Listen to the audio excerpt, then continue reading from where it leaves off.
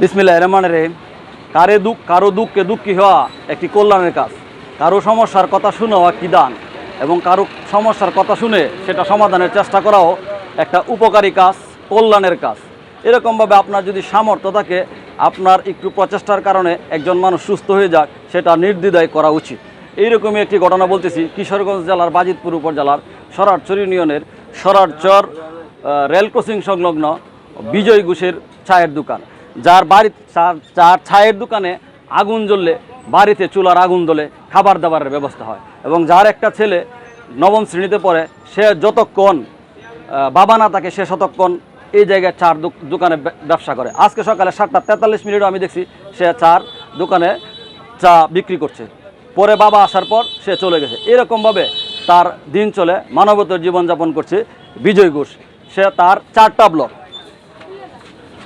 এই যে ডাক্তারের প্রেসক্রিপশন সহ আবার সব কিছু রেকর্ড আছে। 4টা ব্লক, তার চিকিৎসার ব্যয় বহন করা তো সম্ভবই না। তার ভিটে বাড়ি ছাড়া তার কিছুই নেই। এই পর্যায়ে আমি চিন্তা করলাম, আমি বিভিন্ন সময় কলেজে যাওয়ার সময় তার এই জায়গায় যখন চা পান করি, তার সমস্যার কথা বলে। এর আগেও তার ছেলে মেয়ের পড়াশোনার ব্যাপারে অনেক বিষয়ে কথা বলছে। যতটুকু পারছি ততটুকু সহযোগিতা করছি, কিন্তু এই পর্যায়ে সমস্যাটা অনেক বড়।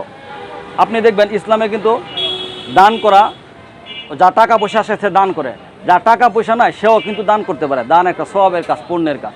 কারো একটা ভালো পরামর্শ দেওয়া দানের কাজ, কারো একটু ভালো উপদেশ দেওয়া দানের কাজ, কারো সমস্যার কথা মানুষকে বলে তার সমস্যাটা সমাধান করে দেওয়া দানের কাজ।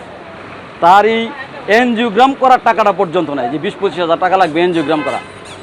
এখন তার মুখ থেকেই শুনুন তার সমস্যার কথা। আমি গরিব মানুষ, আমার কিছু নাই। আমার একদিন চা বেচলে দেখবো, না বসে দেখবো না। ছেলে আছে সময় স্কুল দোহানো আগে স্যার। আমি মাও নাই, বাপও নাই, আমি এতিম। আমার যে 10টি ভাঙার ক্ষমতা আমার নাই স্যার। আমার একটু দয়া করে সাহায্য, আমার জীবন বাঁচে। আমার 5টা বক টাকা কইছি না, বাহন বাই দিয়েছি কইছি 4টে বক।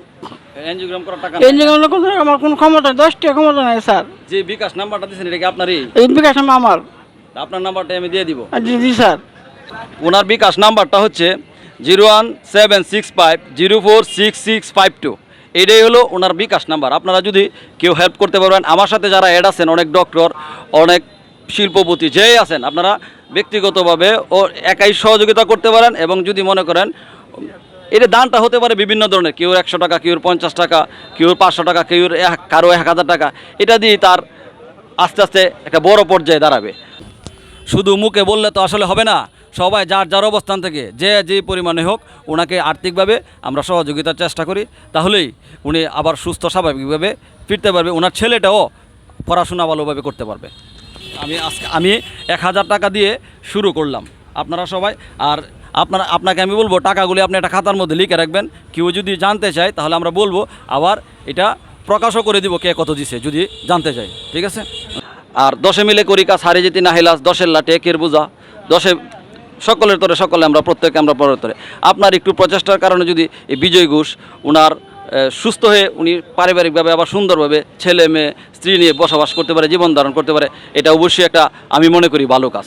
আর আমি আমার ভিতরে নাড়া দিছে এবং একজন সহৃদয়তা প্রকাশ করা একজন রুগীর পক্ষে এবং সহানুভূতিশীল কথা বলা একজন রুগীর পক্ষে, একজন রুগীর পাশে দাঁড়ানো, আমি মনে করি এটা একটা কল্যাণের কাজ, এটা একটা নেকের কাজ। তাই বিজয় ঘোষের ব্যাপারে এই কথাটি বললাম। আপনারা তার এনজিওগ্রামের ব্যাপারে আপাতত অন্তত পক্ষে সকলে একটু সহযোগিতা করবেন, তাহলে এই পরিবারটা আবারও বেঁচে যায়। আর্থিকভাবে একেবারে দুর্বল পরিবার, বিটে বাড়ি ছাড়া আর কিছু নেই। আজকে এই পর্যন্তই, সবাই এই নাম্বারেই দিবেন।